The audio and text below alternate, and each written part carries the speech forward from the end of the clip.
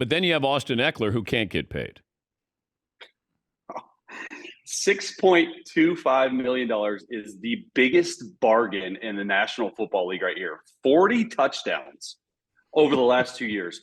Not only that, but like what he means to that locker room, and he couldn't get it. I mean, I love dude. It was so fun. I started cracking up laughing when you said the Derrick Henry stat. We made the same amount of money, and I'm like, in my mind, I'm like, oh, that's cool, but like, man, like what? Like, what is wrong with the running back position? And it just goes to show you that NFL franchises, I mean, honestly, they don't value the position like they used to. I mean, you look at the Chiefs last year, they had a couple decent receivers, a 7th-round running back, and they won a Super Bowl because they have a really good quarterback.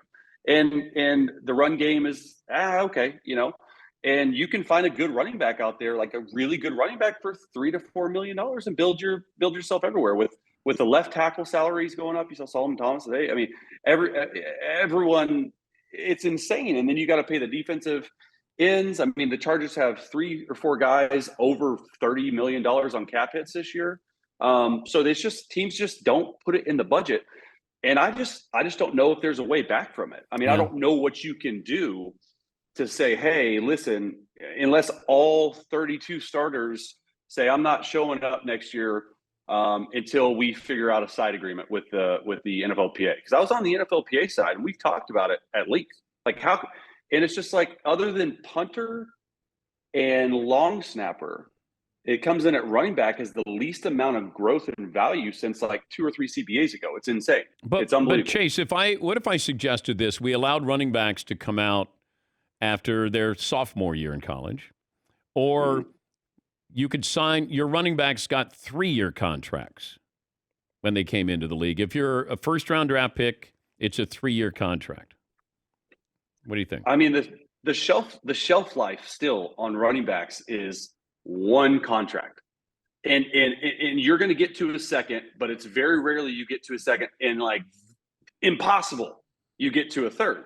So that shortens their career by, instead of 4-year contracts, you have 3 or 5-year contracts, with first-round running backs. But to me, it just doesn't make – I don't think that helps, because at the end of the day, teams are going to value what they value. You are worth what a team is willing to pay.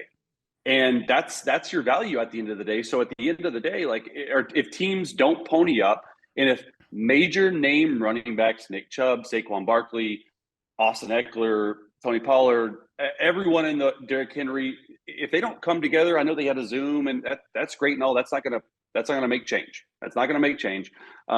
It starts with the NFL and the FLPA, and the owners are laughing to the bank with this because they had really good value at a 1 or 2 year deal with not a lot of guarantees. Well, but look at Melvin Gordon.